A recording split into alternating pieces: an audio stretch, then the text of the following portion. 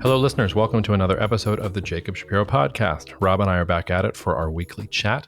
I want to apologize in advance. I've been on the road this week. It's been a very, very busy quarter one of travel. And we've got multiple kids sick in my house. Hopefully, I've earned enough generosity from the listeners that if I don't sound 100%, that you'll still find some value from me operating at 70% capacity. So I hope you enjoy the episode. We've had a lot of good content lately. I just want to thank all the guests who have come on. We've got some good stuff lined up for the future too. And thank you, listeners, for being here. Our numbers continue to grow. If you have not left a review for the podcast or a rating or forwarded it to your friends, that's the simplest thing you can do to help me keep the podcast going and to keep the podcast free. So that's about it. Take care of the people you love. Happy Mardi Gras to those of you who celebrate. Cheers and see you out there. One more note from producer Jacob. Be on the lookout for a special emergency episode on Sunday addressing the White House's very tense meeting with Zelensky today. We're going to try to get that recorded in the next 24 hours and have that to you in the next 48.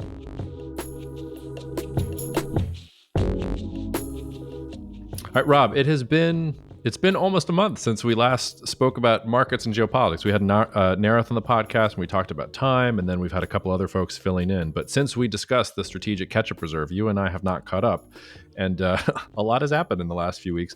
Biggest news of the week, though, this week, I've got two things that crossed my desk today that I thought were pretty incredible. Number one, Sony's apparently thinking about remaking Starship Troopers, which I don't know how you make Starship Troopers any more perfect than it already was, but good luck to them in trying to remake that. And also, Microsoft is closing down Skype to focus on Teams. End of an era. Like I Skype was a huge part of my life and long distance relationships. And when I set up my first company, it was like basically our Slack. Like I think a lot about, like, I'm sort of sad that Skype is gone, and the fact that they're focusing on Teams, which is terrible, is also just sad. So I don't know. It's the world is changing. How are you doing? I think it's a sign of the state of the world that we're reaching back for 1990s flavored news like Starship Troopers, which honestly, I've watched multiple times, and I get that it's a satire and everything, but just I can't love it. Can't love it. Why not? That's interesting. I don't know. It never does. It just bangs you on the head with the satire a little too much. I mean, it was unrealistic in the 1990s to think of that as a world that was possible, but it's not so unrealistic now, is it? Just imagine if Elon discovered a bug colony on Mars that he needed to wipe out before he could start up his colony there. It'd be on. We'd be getting Tesla cyber space tanks as quickly as possible on Mars, you know? Yeah, with commentary from the Washington Post, no doubt. Yeah. All right. So there's a lot to cover. We're not going to be able to cover everything. As always, I think a nice way to back into the sort of top-down things that we talk about is to talk about what Mr. Market is telling us in a little bit of a sober way. So, it's been a couple of weeks. What is crossing your screen that you think is important for, the layman who is not focusing on these things on a day-by-day basis to focus on over the past couple of weeks? Well, Mr. Market is not happy. I think that's the headline. We talked about the fragile underpinnings of risk assets and the market when we last spoke. That has sort of played out. Risk assets are really looking shaky and getting sold pretty heavily. Whether you look at small cap stocks or speculative tech companies or Bitcoin, a lot of these indicators of risk-taking behavior are all kind of getting whacked. Notably, despite the fact that if you were to look at like small cap US stocks are down 7% in the last month, despite that, 10-year treasury yields, which tend to come down at the same time when you have these sell-offs, in part because growth expectations are getting revised down. 10-year treasury yields are down only like 30 basis points. So we peaked at 4.55, and now today they're in the 420s. So pretty mild reaction from bonds, which I think just kind of supports this notion that the stagflation narrative that we talked about, sort of the worst case scenario, is beginning to get priced in. And that's what market participants seem to be worrying about, which sort of confirms a lot of what we've been saying, but it also means not particularly good things for risk assets and bonds and all sorts of financial assets. Yeah, I feel like we're sort of starting to exit the honeymoon period for the Trump administration, and that some of the internal contradictions and policy contradictions of the administration are at least starting to make their way into the market. Because you got that first hot CPI print, and it wasn't that hot, but it was a noticeable uptick. And you've got, another 10% hike on tariffs on China today, threatening Canada and Mexico again. I'm not sure that those are actually going to go through. I have my doubts about that, but threatening that again. You've got the break in US EU relations, like all these things that are happening sort of in the background on trade policy. And yet the market has been doing extremely well. And I don't know, we were talking before we hit record that even if the market has done okay, like some of these indicators are starting to flash. I don't know, is it orange on your screen or red on your screen? And also, it sounds like the bond market is also signaling something. So what is specifically the bond market telling you? Well, I think the bond market is telling sort of what we've been talking about for the last 18 months, which is expectations that the Fed is going to be able to cut rates, so that they're eager to cut rates, are probably misplaced. And they've come out, really getting back to this theme of inflation expectations, which we've been harping on about. Now this is starting to enter.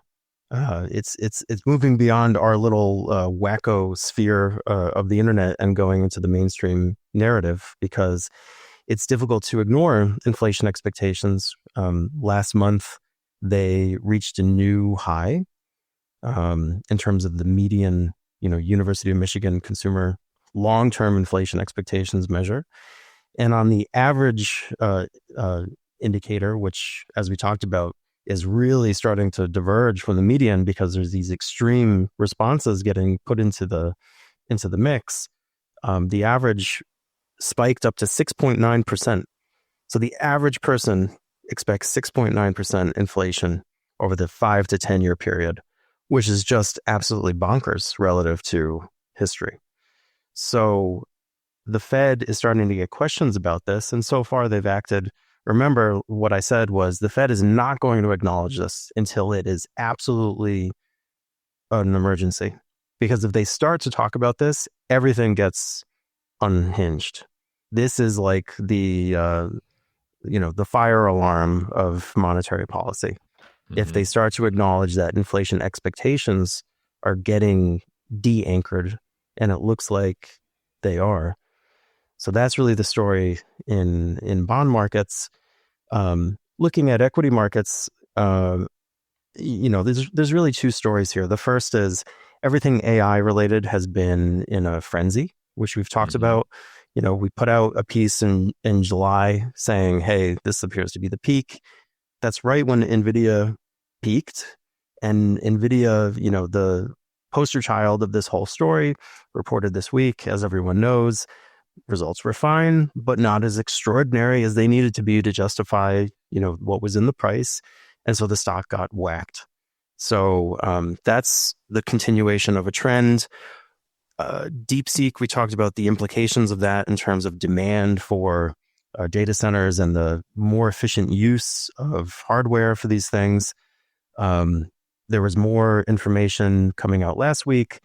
A Wall Street firm did some channel checks and discovered that Microsoft had actually canceled some data center leases, and it wasn't even a big amount. It wasn't a meaningful amount of cancellations. They're still growing and building and spending, but we're in that part of the cycle where there's so much just hot air and gas, and any sort of negative news just completely, destroys asset prices because things are so extended. So that's what we're observing now.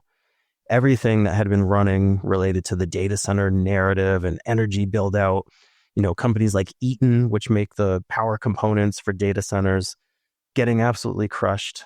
So that's a whole kind of the dominant narrative on the tech side. And then if you look, sort of just within the broader economy, like industrials and consumer names, companies like Walmart, I think we talked about this, which had reached, the highest valuation in 30 years, missed on earnings, got whacked. Industrial companies starting to roll over. So it's similar to the late 90s when every sort of quality large cap company just got this extraordinary nosebleed valuation. That's sort of what we've been seeing, and now those are starting to correct and roll over. So that's the background, and a big part of that is because of what the bond market is telling us and those expectations changing. Where does one hide in these uncertain times? Well, there's plenty of places to hide, in part because it is very similar to the 90s in the sense that the market leadership has been extremely narrow. So you can find lots of good investment opportunities outside of the large cap US indices.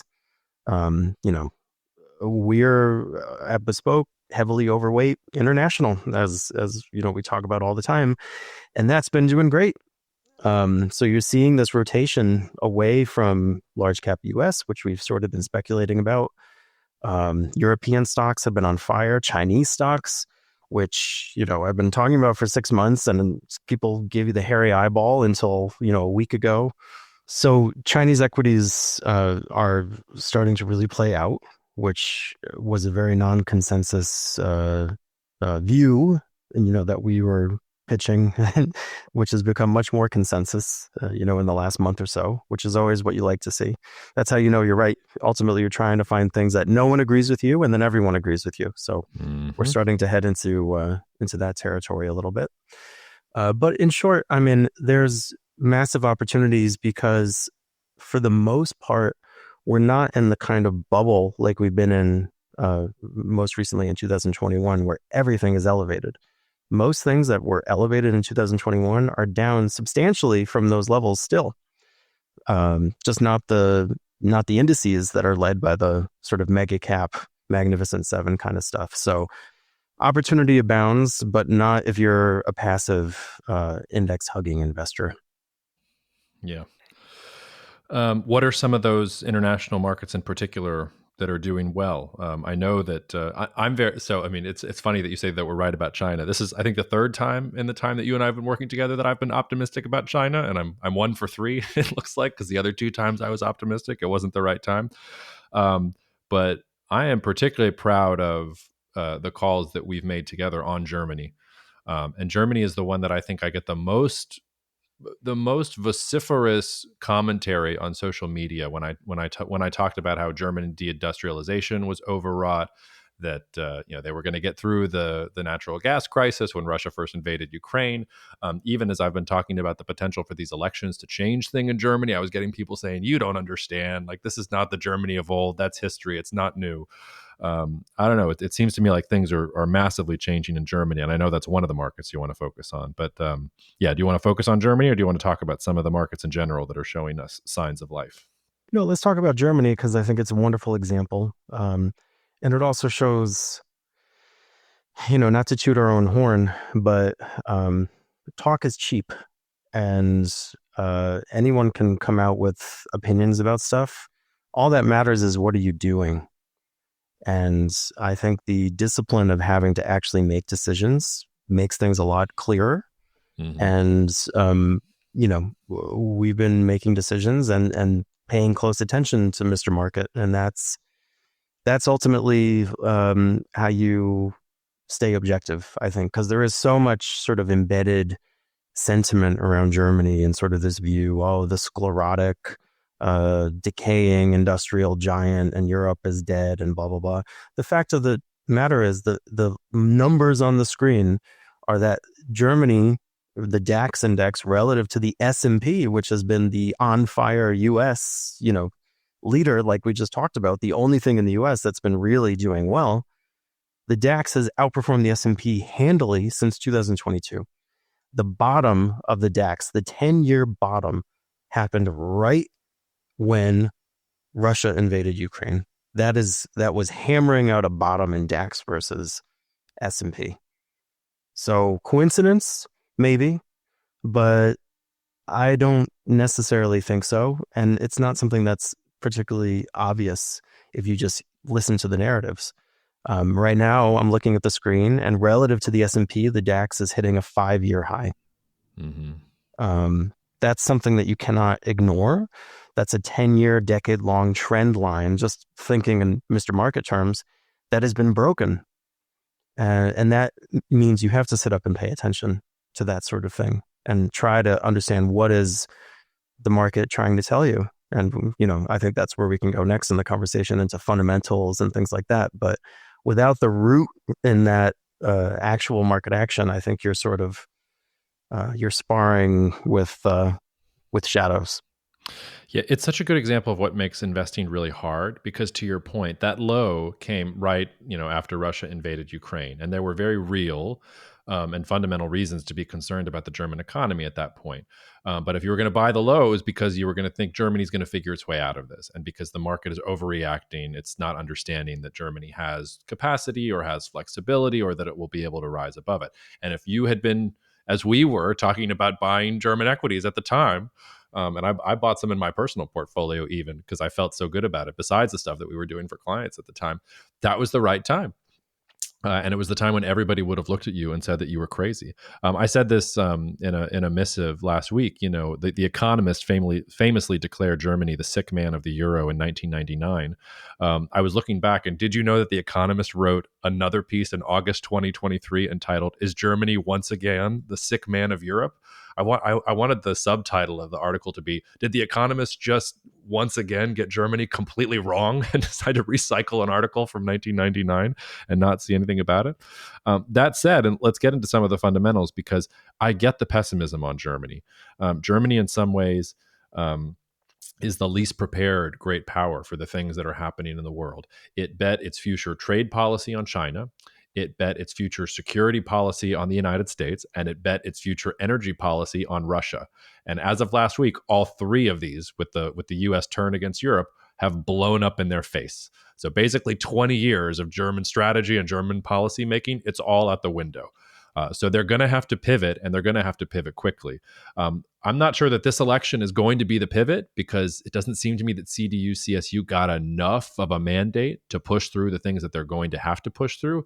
You see that they're talking about maybe keeping the current parliament in place so that they can maybe reopen nuclear reactors or some of these other things, but they're at least saying the right things. They're saying we can't depend on the United States. We have to reopen nuclear. We have to build 50 natural gas plants and all these LNG floating terminals, and we have to cut benefits and things like that. We have to reform the debt brake. Like, they are saying all the right things. Now it becomes a question of whether there's political will to do so. And my initial sense of the election results is maybe not quite yet, but just the fact that they're talking about it, that's a step in the right direction. So I think you might even see more choppiness. I wouldn't be surprised if you had another downswing in Germany, just because I think the narrative is going to turn against them in the short term, because the pain of dealing with, fixing these policy errors is going to be real. But, those are opportunities, because if you're betting against Germany on a 10-year time horizon, I don't know, since Otto von Bismarck, it's not been a good idea to bet against Germany on a 10-year time horizon. Yeah, I think that's absolutely the way to think about it. And, the story is in the chart, because this is a real testament to how markets are forward-looking, and how often in investing, it's darkest before the dawn. And markets know that. They know it's darkest before the dawn. And oftentimes when bad news results in good market action, it's because the market is sort of beginning to see that. So if you just look at the chart of the DAX, for instance, it bottomed, as we said, right when the invasion happened. It rallied hard into 2022, 23 as all this was going on.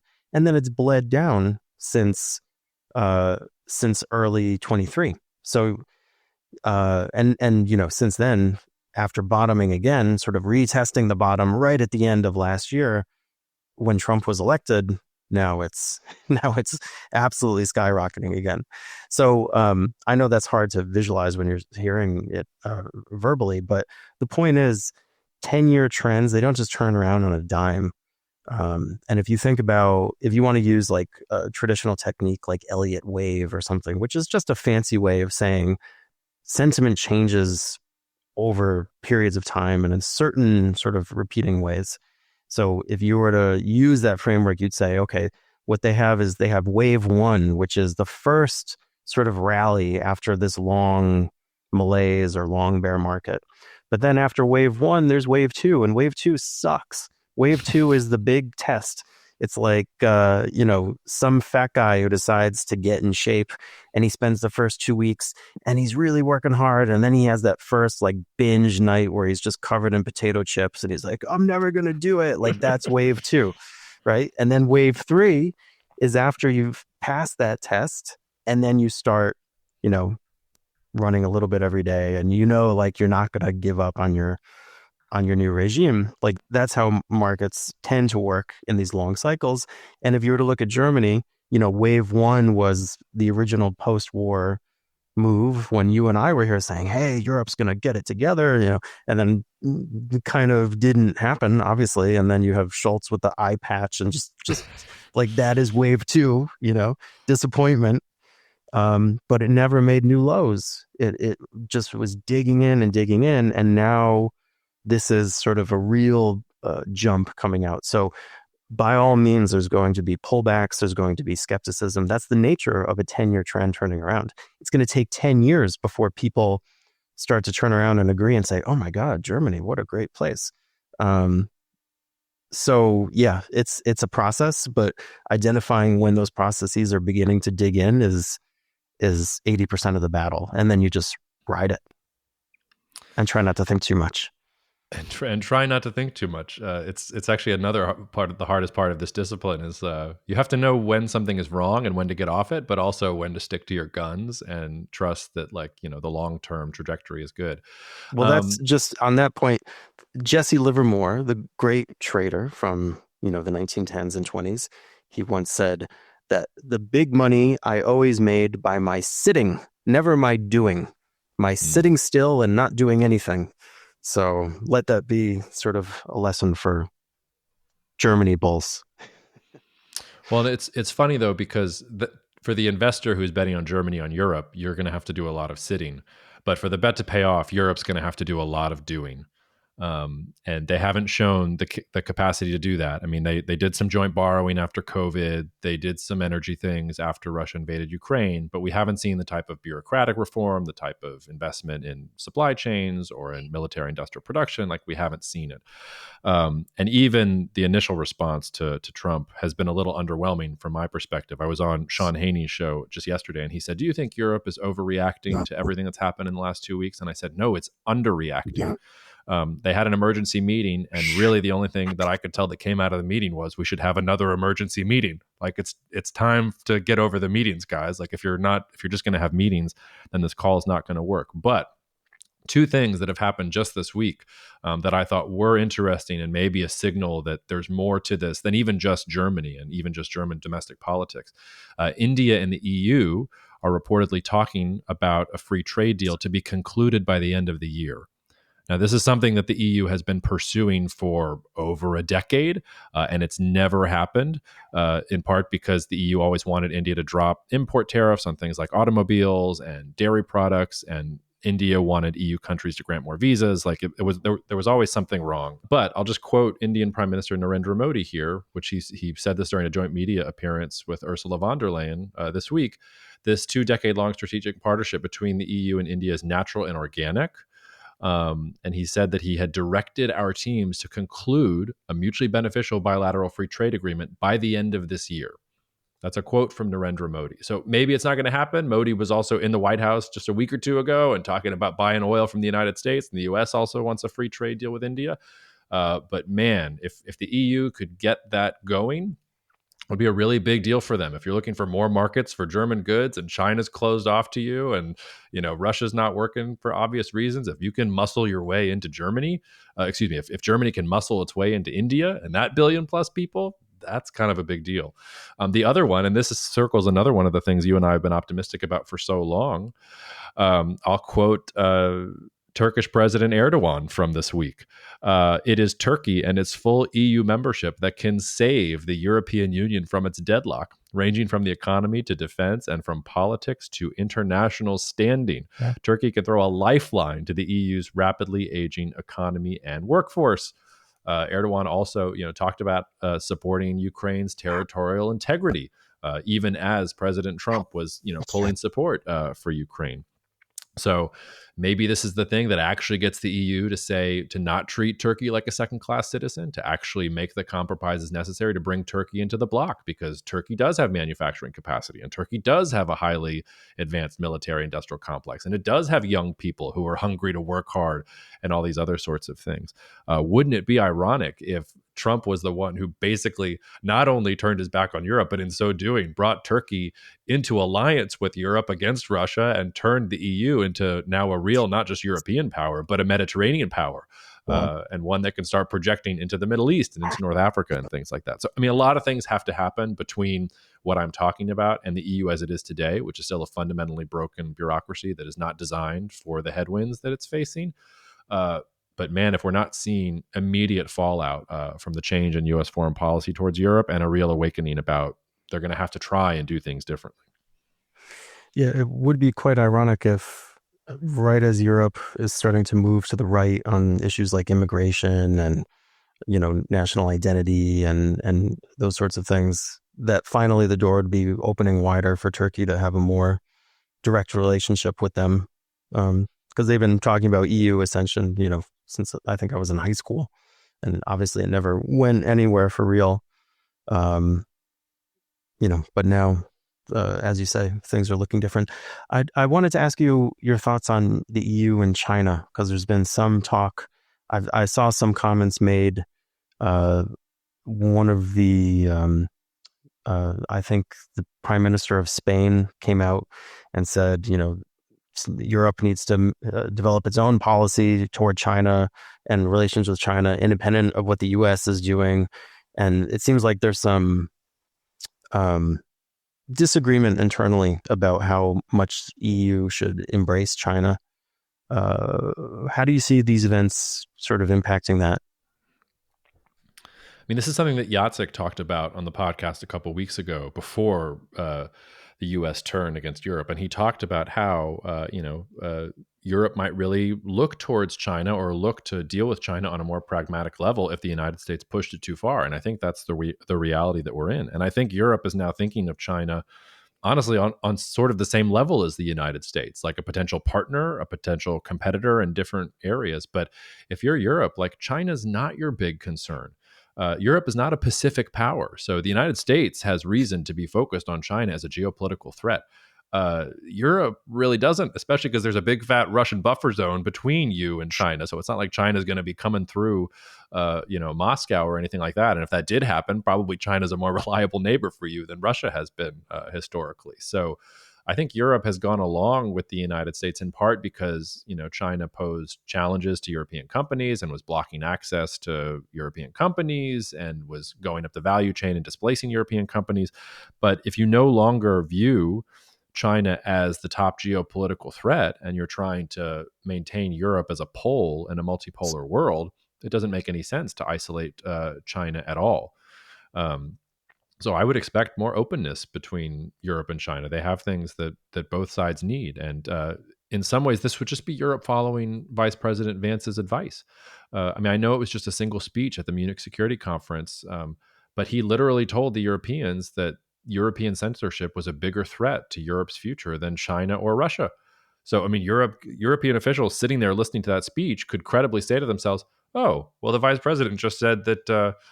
China's not that much of a threat. And he said that our censorship policies are more of a threat. Our censorship policies are not that much of a threat. So maybe China's not the threat that they're talking about. Maybe we need to deal with China on a more pragmatic level. So I expect that you'll see a lot more pragmatism from Europe in general. The threat to Europe is Russia. Like, Russia is the one that is militarily threatening Europe, that has used energy and food and political interference to try and affect European outcomes. Like, that's not really China's deal. And China doesn't really have any interest in doing that. If anything, China would probably prefer a European bloc that it could negotiate with directly rather than having to do things piecemeal with all these individual countries. So that's my initial impression.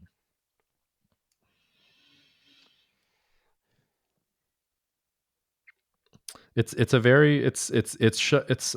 that different of a world, Rob, but it's amazing how fast the narrative on some of these things has changed in general.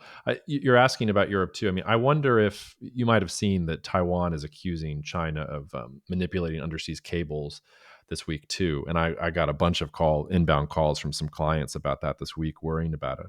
And it goes to your question because, I don't think Europe has any appetite for going and saving Taiwan. Does the United States have any appetite for going and saving Taiwan? And I'm not even convinced that Taiwan wasn't the one that was making a big deal out of this, because it's trying to, create this narrative that the Chinese are trying to, militarily change the situation, when I think that that's not exactly the case.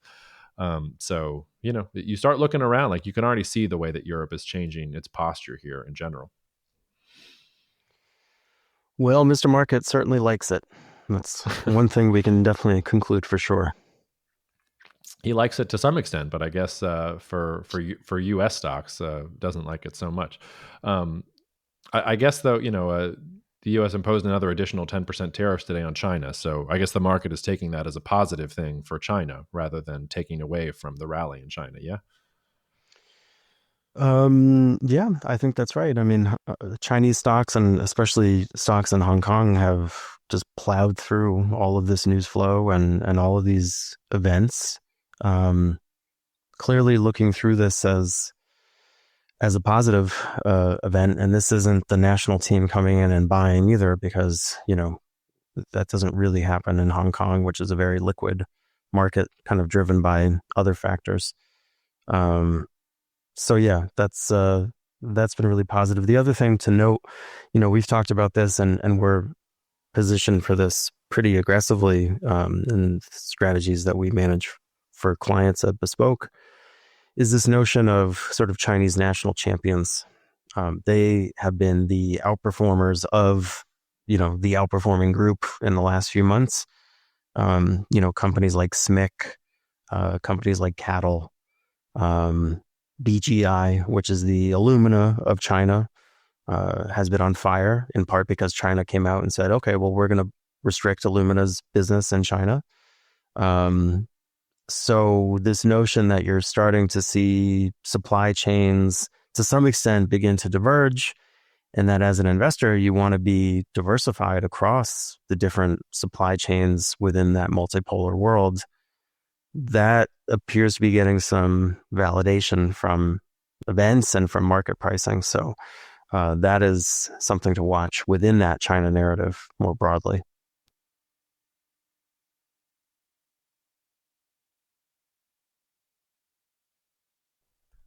All right. I'm going to pause for a second and ask you, is there anything else you want to tackle, or do you want to keep this a short and sweet episode? I'm sorry. My head is not screwed on completely great today, as you can tell. I don't have anything in particular. I mean, that's pretty much. Okay. Let me just look at one more thing. Yeah. I don't think we need to push too hard here. We'll just make it like a short 30-minute episode. Yeah. That's cool.